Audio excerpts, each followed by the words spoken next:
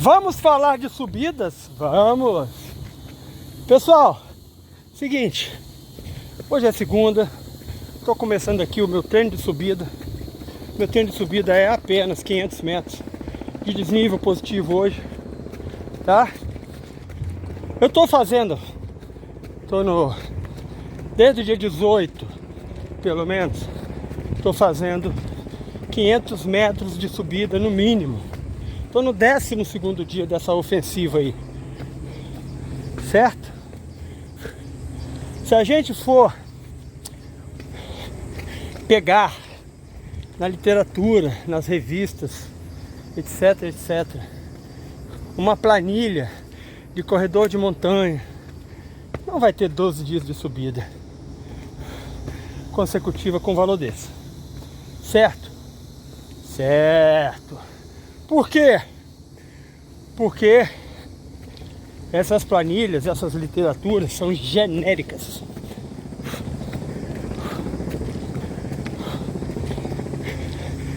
Para que qualquer um possa fazer, tá? No meu caso, no meu esporte, com o tempo que eu tenho e com o desempenho que eu quero ter, eu preciso fazer muito, mas muito mais do que o genérico para alcançar os resultados que eu vislumbrei como possíveis na minha realidade. Tá certo? E aí, a próxima pergunta seria: ah, mas então você está se baseando só na sua força de vontade, já que você não está usando a literatura? Não, veja bem, eu não estou usando a literatura genérica, eu estou usando conceito. E é bem diferente você construir em cima de conceito do que você construir em cima de modelo. Pegar o modelo estabelecido, fazer uma construção, uma adaptação, uma coisa. Construir uma realidade de treino a partir de mentalidades de treino, de direções de treinamento, é bem diferente e vai te dar muito mais ferramenta para customizar diante das realidades. Ontem eu estava pensando já nesse vídeo, e há muitos 20 anos eu acompanho treinamento de ciclismo de alta performance. E já desde meados dos anos 90, os times profissionais de ciclismo fazem o quê? Campos de treinamento que eles chamam em altitude. Então eles pegam a galerinha lá da equipe, jogam num lugar bem alto, tipo mais de 3.500 de altitude acima do nível do mar, porque é a partir de 3.300 que começa a ter uma descompensação fisiológica perante a altura, tá? A altitude começa a mexer com a sua fisiologia a partir de 3.300. Bom dia. Vamos lá.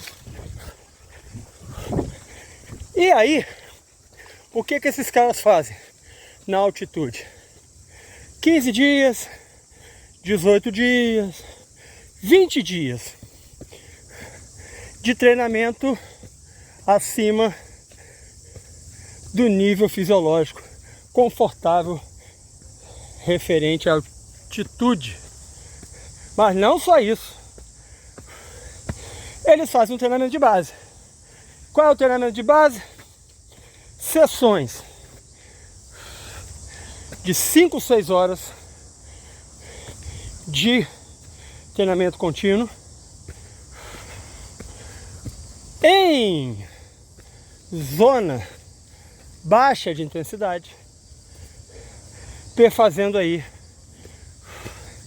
entre 3 e 5 mil metros de altimetria acumulada positiva, tá certo? Então, essas experiências aí, combinando altitude, altimetria acumulada, sessões extensas e baixa intensidade, são a base de treinamento do ciclista de competição, principalmente dos escaladores, que aí ficam não menos que 10 dias. Talvez sprinters, depois de 7 dias, 10 dias, eles descem para usar esse aporte em treinos específicos, em outro camp, ao nível do mar, mas os escaladores permanecem lá até o final dessas programações para fazer essa base. O que é base aeróbica com altimetria? Significa que a gente está, como qualquer esporte, fazendo uma condensação aí das qualidades em baixa intensidade, da performance em baixa intensidade, para privilegiar o metabolismo aeróbico de transformação de energia e a altimetria vem como uma maneira de aumentar a capacidade de força em baixa intensidade aeróbica, ou seja, para que eu consiga fazer muito mais trabalho em termos de valência física do que eu conseguia fazer antes, em baixa intensidade. Porque a baixa intensidade é o refúgio do endurance, né? Você pode endurar de várias maneiras, mas em algum momento você vai precisar de um conforto ali na baixa intensidade.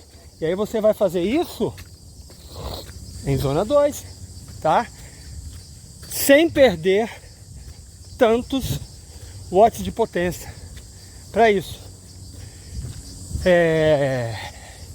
Vou explicar de maneira prática agora. Vamos lá, você que já estourou, já quebrou, já deu bonk no treino, na competição, que é a hora que você esvaziou, tá certo? Alguns precisam sentar, deitar durante vários minutos para se recuperar. Alguns conseguem fazer andando bem calmamente, muito calmamente, com pausas e tal. Alguns conseguem fazer andando calmo, sem pausa. E alguns conseguem mesmo quebrado. Por exemplo, tá trotando no ritmo lento, mesmo que for morro acima.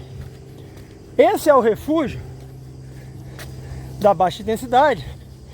Quando você desenvolve uma capacidade de algum trabalho de potência, algum trabalho de força em baixa intensidade, mesmo quando você não está na condição ideal, que é quando você quebra, certo? Isso tem aplicação direta na endurance de trail, montanha, ultramaratona, e tem uma importância direta, por exemplo, quem corre 10 km no asfalto. Tem inúmeros benefícios também para o corredor de rua, mas é muito mais específico para a gente que é da altimetria, que é da montanha